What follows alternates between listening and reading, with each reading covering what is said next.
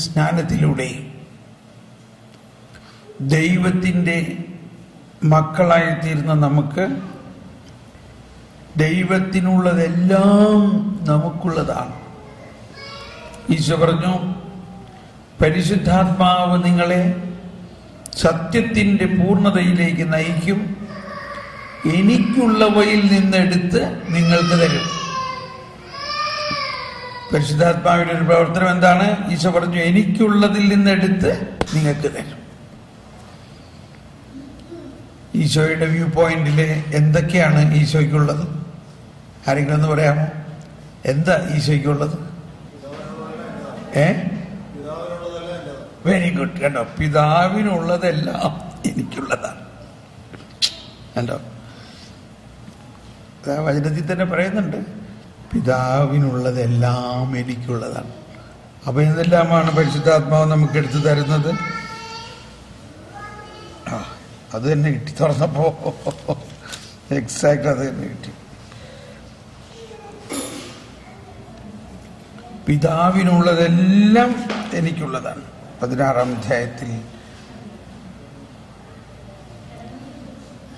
അവൻ സ്വമേധയായിരിക്കില്ല സംസാരിക്കുന്നത്, അവൻ കേൾക്കുന്നത് മാത്രം വരാനിരുന്ന അവൻ എനിക്കുള്ളവയിൽ നിന്ന് സ്വീകരിച്ച്, അതായത് യോഹന്നാൻ 16:14 2-ാം ഭാഗമാണ്. അവൻ എനിക്കുള്ളവയിൽ നിന്ന് സ്വീകരിച്ച് നിങ്ങളോട് പ്രഖ്യാപിക്കും. അങ്ങനെ അവൻ എന്നെ മഹത്വപ്പെടുത്തും. പിതാവിനുള്ളതെല്ലാം എനിക്കുള്ളതാണ്. അതെല്ലാവരും ശബ്ദമുയർത്തിയിട്ട് പറഞ്ഞ്, അവൻ എനിക്കുള്ളതിൽ നിന്ന് സ്വീകരിച്ച് നിങ്ങളോട് പ്രഖ്യാപിക്കും. അങ്ങനെ അവൻ എന്നെ മഹത്വപ്പെടുത്തും. പിതാവിനുള്ളതെല്ലാം എനിക്കുള്ളതാണ്. അപ്പോൾ പരിശുദ്ധാത്മാവ് നമുക്ക് നൽകുന്ന ദാനങ്ങളും വെളിപ്പെടുത്തലുകളും അത്രയ്ക്ക് വലുതാണ്. പക്ഷേ ആ വെളിപ്പെടുത്തലുകൾ നമുക്ക് കിട്ടുന്നതിൻ്റെ ഒരു പ്രോസസ് ഇതാണ്. ജ്ഞാനം ആദ്യം നമുക്ക് ലഭിക്കണം. അപ്പൊ നമുക്കതിലിനി വീണ്ടും ഈശോയെ തന്നെ അനുകരിക്കുക എന്നുള്ളതാണ്. നമ്മൾ പരിശുദ്ധാത്മാവിന്റെ പ്രവർത്തനത്തിലൂടെയാണ് ഈശോ തന്നെ ജനിച്ചത്, ഈശോ തന്നെ മനുഷ്യനായി അവതരിച്ചത്. മറിയം പരിശുദ്ധാത്മാവിലൂടെ ഗർഭിണിയായി. ഇവിടെ ഇത്തിരി ഗഹനമായൊരു കാര്യമാണ്, എന്നാലും അത് പറയാനിപ്പോൾ എനിക്ക് തോന്നുകയാണ്. നമ്മൾ പരിശുദ്ധാത്മാവിൻ്റെ ആ വ്യക്തിത്വത്തെക്കുറിച്ച് ചിന്തിച്ചപ്പോൾ പരിശുദ്ധാത്മാവ് ഒരു വ്യക്തിയാണെന്ന് ഉള്ള അവബോധത്തിലേക്ക് നമ്മൾ ആഴമായി വരുന്നതിന് ഉതകുന്ന ഒരു ചിന്ത ഇതാണ്. മാലാഖ മറിയത്തോട് പറഞ്ഞു, നീ ഗർഭിണിയാകും. അപ്പോൾ ഒരു പെണ്ണെങ്ങനെ ഗർഭിണിയാകണേ? ഒരു പുരുഷനിലൂടെ അല്ലേ?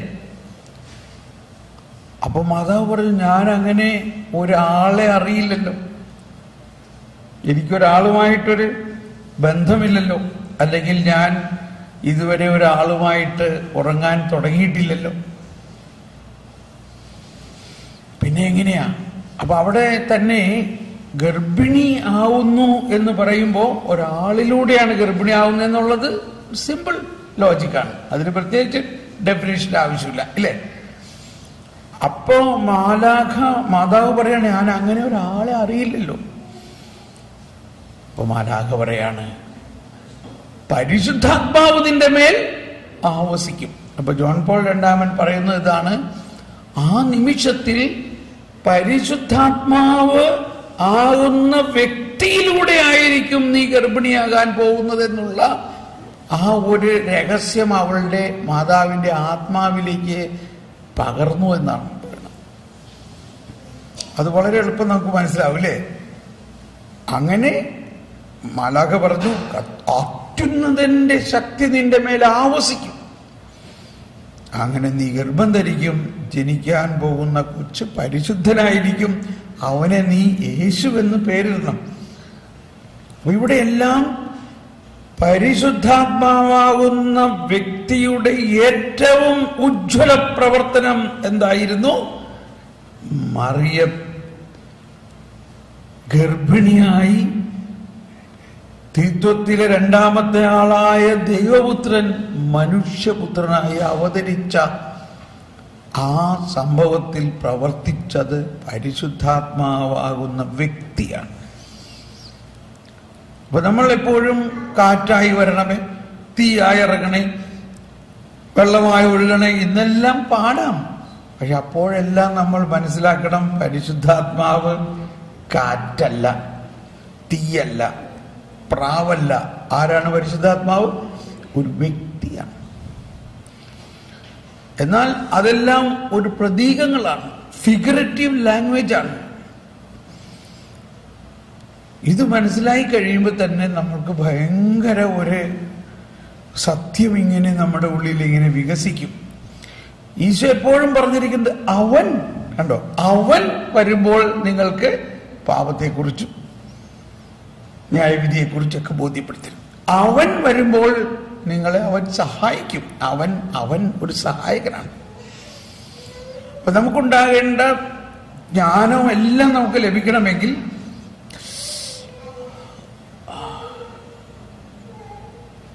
കണ്ടോ, ഇപ്പൊ ഒരു വചനം എന്നോട് പറയാ, എനിക്ക് പരിശുദ്ധാത്മാവ് അത് എന്നോട് പറയണ ഒരു വഴി നോക്കി എന്റെ ചെവിയിൽ ഭയങ്കര ഒരു വേദന പറഞ്ഞു. അപ്പോ ഞാൻ കുറെ നേരമായി ഇത് പറയാൻ നോക്കിയിരിക്കണം, അത് ഞാൻ പറയണ്ടായിരുന്നില്ല. അപ്പൊ എന്നോട് പറയാണ്, നീ ആ വചനം പറയാൻ. അത് ഈ വചനമാണ് 1 കൊരിന്ത്യസ് 1-ാം അധ്യായത്തിൽ 30-ാമത്തെ വചനം.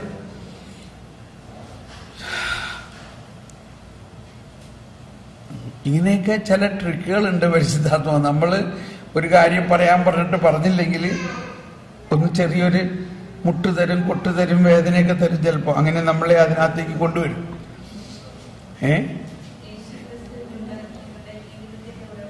എന്താ പറഞ്ഞത്? 1 കൊരിന്ത്യസ് 1-ാം അധ്യായത്തിൽ 30-ാമത്തെ വചനം എന്താണത്?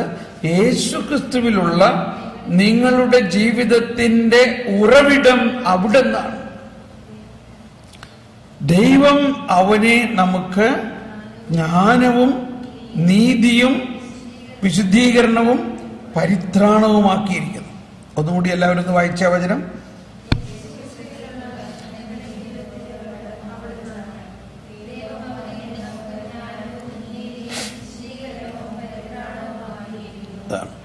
ഒന്ന്, അതിൻ്റെ ആദ്യത്തെ രഹസ്യം യേശു ക്രിസ്തുവിലുള്ള നമ്മളുടെ ജീവിതം. നമ്മുടെ ജീവിതം യേശു ക്രിസ്തുവിലുള്ള ജീവിതമാണ്. പബ്രാജൻ പല പ്രാവശ്യം പറഞ്ഞു, നമ്മൾ ആരാ?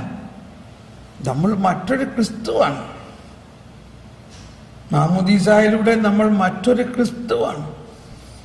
നമ്മൾ ഓൾറെഡി സ്വർഗത്തിലാണ്, സ്വർഗത്തിന്റെ അവകാശികളാണ്, നിത്യജീവനിലാണ് നമ്മളിപ്പോൾ. ഇതെല്ലാം നമ്മൾ കേൾക്കുമ്പോൾ എവിടെയോ ഇനിയും കൂട്ടിച്ചേരാനുള്ള ഒരു തോന്നലുണ്ടാവും. അത് മനസ്സിലാവുന്നത് ഈ ജ്ഞാനത്തിലൂടെയാണ്. യേശു ക്രിസ്തുവിലുള്ള നിങ്ങളുടെ ജീവിതത്തിന്റെ ഉറവ കണ്ടോ, ഞാൻ പറഞ്ഞില്ലേ ഉറവ. ആ ഉറവ എന്നുള്ള വാക്ക് ഇപ്പൊ ശരിക്കും മനസ്സിലായില്ലേ? അരുവിയല്ല, ഉറവ എന്ന് പറഞ്ഞാൽ ദ സ്രോതസ്, ദ സോഴ്സ്. സോഴ്സ് ആരാ? അവിടുന്ന് തന്നെയാ. ആര്? യേശു ക്രിസ്തു തന്നെയാ. എളുപ്പം മനസ്സിലായില്ലേ? യേശു ക്രിസ്തുവിലുള്ള നിങ്ങളുടെ ജീവിതത്തിന്റെ സോഴ്സ്, ഉറവ അവിടുന്ന് തന്നെയാണ്. ഇനി അടുത്ത വാക്ക് നട്ട് എല്ലാവരും ഒന്ന് ഉച്ചത്തിൽ പറഞ്ഞേ. ദൈവം അവനെ നമുക്കായി ജ്ഞാനമാക്കിയിരിക്കുന്നു. കണ്ടോ? ജ്ഞാനവും നീതിയും വിശുദ്ധീകരണവും പരിത്രാണവും ആക്കിയിരിക്കുന്നു. വളരെ ഗ്രാജുവൽ സ്റ്റെപ്സ് ആണ്. Primary school, secondary school, high school, college എന്ന പോലെയാണ്. എന്താണ് ആദ്യത്തെ സ്റ്റെപ്പ് അവിടെ പറയുന്നത്? ദൈവം അവനെ നമുക്കായി ജ്ഞാനമാക്കിയിരിക്കുന്നു. പിന്നെ എന്താക്കിയിരിക്കുന്നു? നീതിയാക്കിയിരിക്കുന്നു, വിശുദ്ധീകരണമാക്കിയിരിക്കുന്നു. ആരെ വിശുദ്ധീകരണമാക്കിയിരിക്കുന്നു? യേശുവാണ് നമ്മളെ വിശുദ്ധീകരിക്കുന്നത്. എങ്ങനെ വിശുദ്ധീകരിക്കുന്നു? തന്നെ സമർപ്പിച്ചുകൊണ്ട്. വിശ്വാസപൂർവം നമ്മൾ സ്വീകരിക്കുന്ന ദിവ്യരഹസ്യങ്ങൾ ഞങ്ങളുടെ കടങ്ങളും പാപങ്ങളും പുറത്ത് ഉണ്ടോ, ശിക്ഷാവിധിയിൽ നിന്നും ഞങ്ങളെ മോചിപ്പിച്ച് സ്വർഗരാജ്യത്തിൽ നല്ല കള്ളനോടൊപ്പം. അപ്പൊ ഇവിടെ നമ്മളിപ്പോ തുടരാൻ പോകുന്ന വിഷയം ജ്ഞാനമാണ്. എന്താണ് ഈ ജ്ഞാനത്തിന്റെ പ്രവർത്തനം? ജ്ഞാനം എത്രത്തോളം നമുക്ക് വേണം? ഞാനൊരു 10-25 വർഷമായിട്ട് ജ്ഞാനത്തിന് വേണ്ടി പ്രാർത്ഥിക്കുന്നതാണ്. അതുകൊണ്ട് കുറെ കാര്യങ്ങളൊക്കെ മനസ്സിലാവുന്നുണ്ടെങ്കിലും എന്തോരം വിഡ്ഢിത്തരമാണ് എന്നിട്ട് ഞാൻ ചെയ്തു പോകുന്നതെന്നറിയോ? ഞാനത് പറയണില്ല, പറഞ്ഞാൽ മോശമാ. ഇത്രയും വിചാരിച്ചാൽ മതി. നമ്മുടെ അറിവ് ഒരു എള്ളോളമേ ഉള്ളൂ എങ്കിൽ what we know is a drop, but what we do not know is an ocean. What we know is a drop only, and what we do not know, what we are yet to know, the wisdom and knowledge we yet to know is an ocean. അത്രയ്ക്ക് possibility ഉണ്ട്.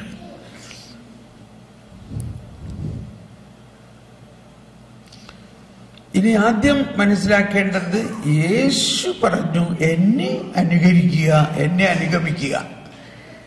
യേശുവിന്റെ ജീവിതത്തിൽ ഏത് കാലഘട്ടത്തിലാണ് നമ്മൾ യേശുവിനെ അനുകരിക്കുന്നത്? യേശു പറഞ്ഞു നിങ്ങൾ എന്നെ അനുകരിക്കുക, ഫോളോ മീ.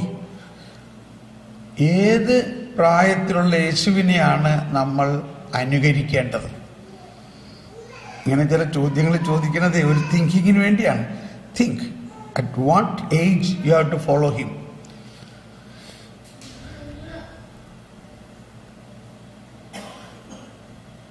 പറയൂ.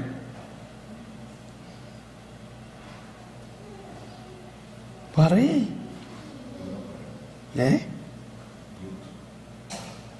What answer is youth? From youth. Okay. Any other answer?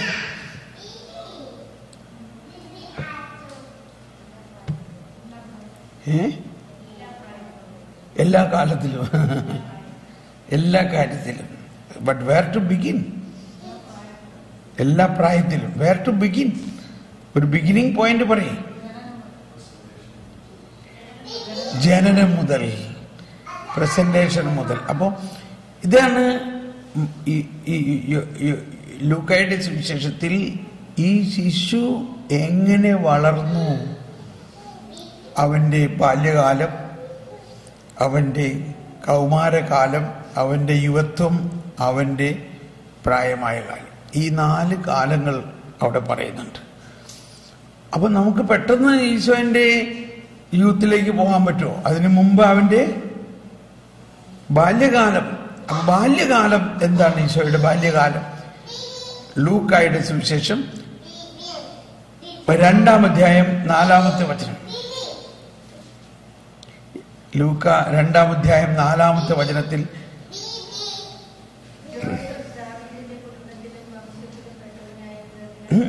ലൂക്ക 2:40, ലൂക്ക 2:40 പറയുന്നത് ഇങ്ങനെയായിരിക്കും: ശിശു വളർന്ന് ജ്ഞാനം നിറഞ്ഞ് ശക്തനായി. ശിശുവിൽ എന്ത് നിറഞ്ഞു? ജ്ഞാനം നിറഞ്ഞു. The child grew and became strong. എന്ത് സ്ട്രോങ് ആയത്? കോംപ്ലാൻ, ബോൺവിറ്റ, മൾട്ടിവിറ്റാമിൻ, എന്ത് തിന്നിട്ടാ കൊച്ചു ശക്തിയായത് പറയും? Wisdom of God. വിസ്ഡം. നമ്മൾക്കുണ്ടാകേണ്ട ഒരു റാഡിക്കൽ ചേഞ്ചാണ്. കുഞ്ഞ് ശിശുവായിരിക്കുമ്പോൾ തന്നെ എന്തായിരുന്നു ആ കുഞ്ഞിനുണ്ടായ പ്രത്യേകത? അവന്റെ ശാരീരിക ശക്തിയേക്കാൾ ഉപരി അവന്റെ ജ്ഞാനം നിറഞ്ഞുള്ള ശക്തിയാണ്.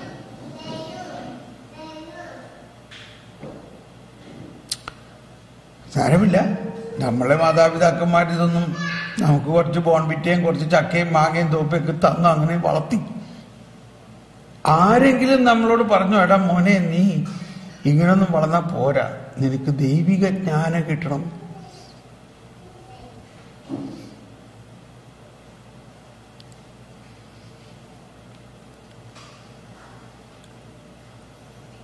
ഇവിടെയാണ് വ്യത്യാസം. അത് ശിശുവായിരിക്കുമ്പോൾ തന്നെ നമ്മളിൽ നിറഞ്ഞാലേ ആ ചെടി അത് വളർന്ന് അടുത്ത സ്റ്റെപ്പിലേക്ക് ആ ജ്ഞാനത്തിന്റെ ഒരു ടാൻജൻഷ്യലായിട്ട് വളരുന്നത്. അങ്ങനെ ആ ശിശു വളർന്നു. പിന്നെ കണ്ടോ, 12 വയസ്സായപ്പോ അവരുടെ നിയമപ്രകാരം 12 വയസ്സാകുമ്പോഴേക്കും തോറ മുഴുവനും പഠിച്ചിരിക്കണവര്. പഴയ നിയമ പഞ്ചഗ്രന്ഥികളെല്ലാം പഠിച്ച് അവനത് വ്യാഖ്യാനിക്കാൻ വരെയുള്ള ലൈസൻസ് കിട്ടുകയാണ്. അതിനാണ് ജെറുസലേം ദേവാലയത്തിൽ 12 വയസ്സുള്ള ബാലനെ കൊണ്ടുവന്നത്. That is called consecration. Son of the law എന്ന ഡെസിഗ്നേഷൻ അവന് കിട്ടിയാണ്. അപ്പൊ അവിടെ പ്രധാന പുരോഹിതര് അവരോട് ചോദ്യങ്ങളൊക്കെ ചോദിക്കും, അതെല്ലാം അവന് ഉത്തരം പറയണം. And then he will be honoured. ഒരു കോൺവെക്കേഷനാണ്, സൺ ഓഫ് ദ ലോ. അത് കഴിഞ്ഞാൽ പിന്നെ പ്രധാന പുരോഹിതന്മാരോടും ശ്രേഷ്ഠന്മാരോടും ഒപ്പമിരുന്ന് വചനത്തെ വ്യാഖ്യാനിക്കാനും പഠിക്കാനും ഒക്കെ ഉള്ള അനുമതിയാണ്. 12 years. അങ്ങനെയാണ് 12 വയസ്സിൽ ദേവാലയത്തിൽ അവിടെ ചെല്ലുകയും, അപ്പോ ഈ കോൺസെക്രേഷൻ കഴിഞ്ഞ ഉടനെ തന്നെ ബാലൻ എന്ത് ചെയ്തു? ഈ പ്രധാന പുരോഹിതന്മാരുടെയും ശ്രേഷ്ഠന്മാരുടെയും തർക്കം നടക്കുന്ന, അല്ലെങ്കിൽ അവരുടെ ഡിസ്കഷൻ ഏരിയയിൽ അവിടെ പൊതുവായിട്ടുള്ള ചർച്ചകളും വാഗ്വാദങ്ങളും ചോദ്യം ചോദിക്കലും, അതിൻ്റെ അകത്തേക്ക് കയറി. അവനങ്ങോട്ടേക്ക് കയറി. മാതാവ് വിചാരിച്ച് ഭവൻ കോൺസെക്രേറ്റ് ആയ അവനിപ്പോ ഒരാണായില്ലേ, അതുകൊണ്ട് അപ്പന്റെ കൂടെ ആയിരിക്കും വിചാരിച്ച്. അപ്പം വിചാരിച്ച് അവനെന്ത് കോൺസെക്രേഷനൊക്കെ ചെയ്താലും അവനൊരു അമ്മേനെ പറ്റിയാണ്, അവൻ അമ്മേനെ കൂടെ തന്നെ ആയിരിക്കും വിചാരിച്ച്. സോ അവര് പകല് മുഴുവനും യാത്ര ചെയ്ത ഒരു കാരവാൻ മാതിരിയായിരുന്നു. രാത്രി ജെറിക്കോയിൽ ചെന്നപ്പോഴാണ് മാതാവ് ഔസേപ്പിതാവും തമ്മിൽ കാണുന്നത്. അപ്പൊ അവര് ഉണ്ണിയെവിടെ? ഉണ്ണി നിങ്ങളുടെ കൂടെ ഉണ്ടാവും ഞാൻ വിചാരിച്ചു. അയ്യോ, ഞാൻ വിചാരിച്ചു നിങ്ങളുടെ കൂടെ ഉണ്ടാവുന്നു. അയ്യോ, ഉണ്ണിയാണ്.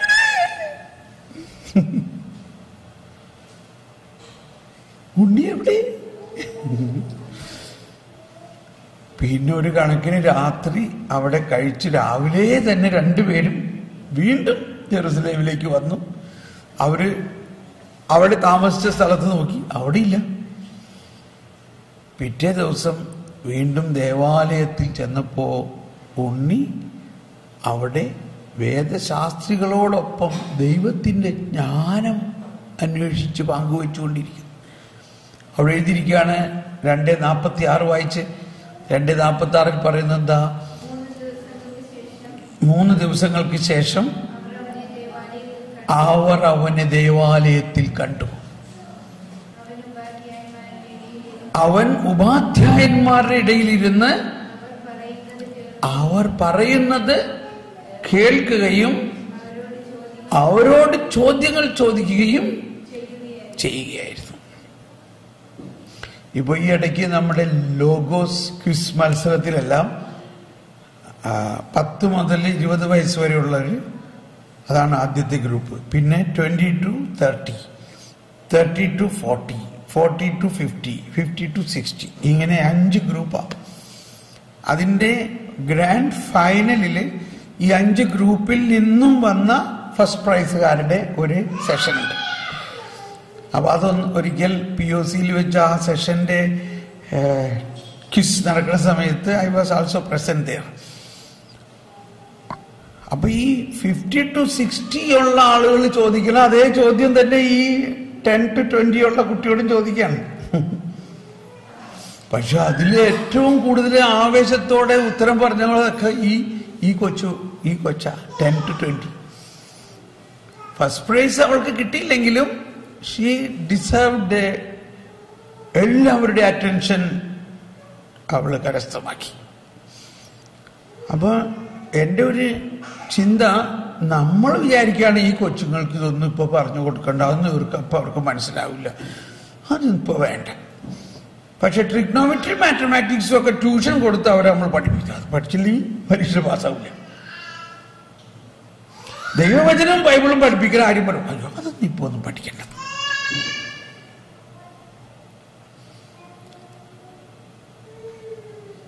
എന്നിട്ട് അവർക്ക് അറിയാവുന്ന ചില കഥകൾ പറഞ്ഞു കൊടുക്കും. ഇത് കഥയാണത്, ഇത് കഥയല്ല.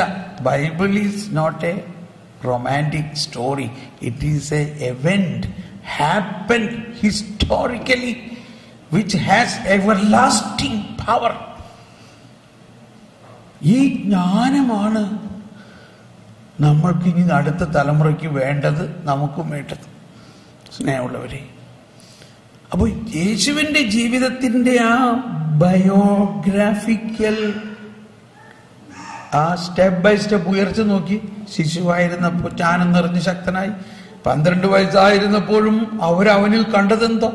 അവന്റെ ബുദ്ധിശക്തിയെ അവർ അതിശയിച്ചു.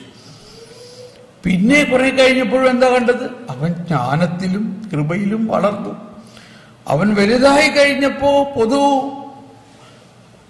പബ്ലിക് സ്പീച്ചിങ്ങിൽ ആൾക്കാരെല്ലാം കണ്ടതെന്താ? ഇത് നമ്മുടെ തച്ചൻ ഔസേപ്പിന്റെ മകനല്ലേ, ഇവർ ഇത്രയും ജ്ഞാനം എവിടുന്ന് കിട്ടി?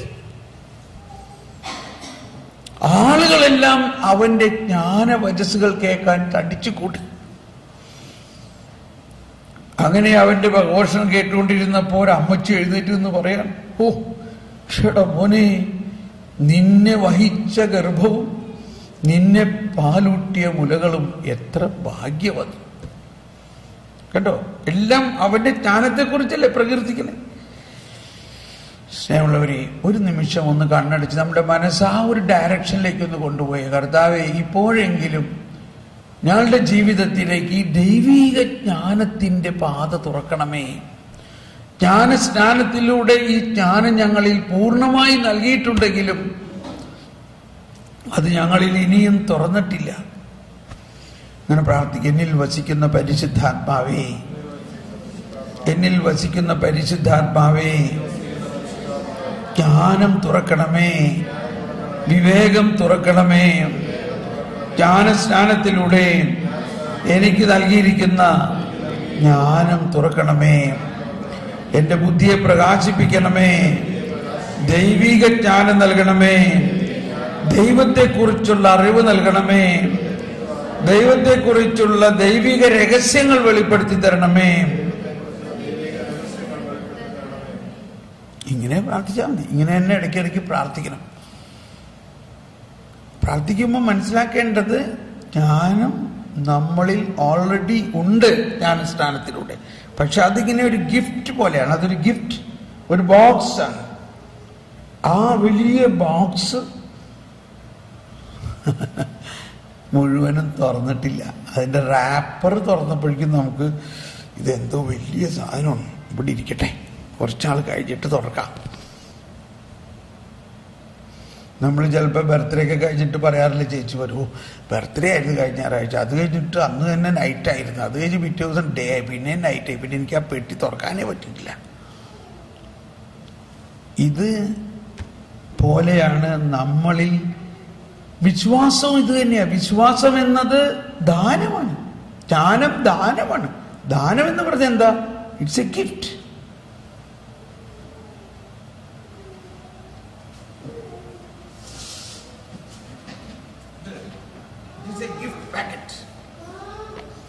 A packet of gift, a box. Wow.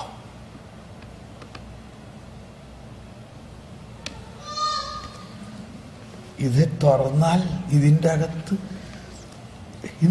എന്താണെന്നാ നിങ്ങളുടെ അനുമാനം? ഒരു ഐഡിയ ഇല്ലേ? ഇല്ല, ഒരു ഐഡിയ ഇല്ല ഇല്ലേ? അപ്പൊ എന്ന പോലെ gift, you got A gift. ഇനി എന്ത് ചെയ്യണം? ഇത് തുറക്കണം. തുറന്ന് നോക്കുമ്പോൾ ഇതിൻ്റെ അകത്ത് മറ്റനേകം ചെറിയ ചെറിയ പാക്കറ്റുകളാണ്. ചെറിയ ചെറിയ പാക്കറ്റുകൾ.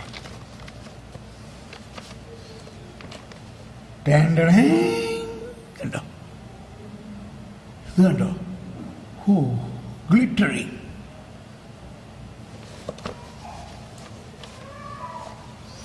അപ്പോൾ ഇങ്ങനെ നിരവധി ഗിഫ്റ്റുകളാണ് ഇതിലുള്ളത്. ഇത് ഞാൻ അന്വേഷിച്ച് നടന്നിരുന്നൊരു സാധനം. ഇവിടെ ഇരിക്കട്ടെ.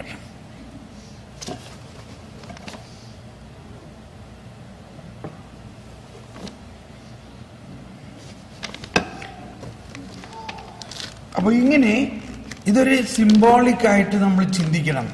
We have received it through baptism. Gift of wisdom, gift of knowledge, gift of faith, but we got to open it. അപ്പൊ നമ്മൾ ഈ വളർച്ച എന്ന് പറയുന്നത് നമ്മുടെ ബയോഗ്രഫിക്കൽ ഗ്രോത്ത് അനുസരിച്ച് ഓരോരോ ഗിഫ്റ്റുകളാണ്. ഉദാഹരണത്തിന് വിവാഹം എന്നത് ഒരു ദാനമാണ്. വിവാഹം, കുഞ്ഞുങ്ങൾ ഉണ്ടാകണം. പക്ഷെ അത് 5 വയസ്സിൽ തുറക്കേണ്ട ആവശ്യമുണ്ടോ? അത് ഒരു കന്യാസ്ത്രീ ആകുക എന്നുള്ളൊരു വിളിയാണ്. അത് 5 വയസ്സിൽ തുറക്കുമോ? ഒരു 10-15 വയസ്സൊക്കെ ആകാൻ തുടങ്ങിയപ്പോഴേക്കും സാവധാനം അത് തുറക്കാൻ തുടങ്ങി. ഇല്ലേ സിസ്റ്ററെ? തോന്നി എൻ്റെ വിളി ഇതാണെന്നാ തോന്നി. എന്നുമാതിരി നമുക്കൊരു 10-20 വയസ്സൊക്കെ ആയപ്പോഴേക്കും നമുക്ക് തോന്നി എനിക്ക് ഒരു കല്യാണം. അപ്പോൾ ഈ ഓരോ വിളികളും, പക്ഷെ അത് നമ്മുടെ ഉള്ളിൽ നേരത്തെ ഉണ്ടത് എന്ന പോലെ ഒരു പ്രവർത്തനം ഈ ജ്ഞാനത്തിനുണ്ട്. അപ്പൊ ജ്ഞാനം നമ്മളിൽ ഒരു ഗിഫ്റ്റ് ആയിട്ടുണ്ടെങ്കിലും ആ ഗിഫ്റ്റ് തുറന്ന് അതിന് നമ്മളുടെ ജീവിതത്തിൽ ഇൻസ്റ്റാൾ ചെയ്ത്, ഉദാഹരണത്തിന് നമ്മുടെ ഈ മൊബൈൽ ഫോൺ, ഐഫോണും സാംസങ്ങും, നമ്മൾ സാധാരണ അത് ഫോൺ ചെയ്യാൻ ആദ്യം ഉപയോഗിക്കുള്ളൂ അല്ലേ? നമ്മൾ ഫോൺ ചെയ്യും. അതിൽ കൂടുതൽ അമ്മച്ചിമാരൊന്നും ആദ്യം ഉപയോഗിക്കുന്നില്ല, ഫോൺ ചെയ്യും. പക്ഷെ അത് ഈ ചെറുപ്പം പിള്ളേരുടെ അടുത്തുനിന്ന് കൊടുത്തു നോക്കി, ഇവന്റെ കയ്യിൽ സാംസങ് ഐഫോൺ അല്ല കൊടുക്കുകയാണെങ്കിൽ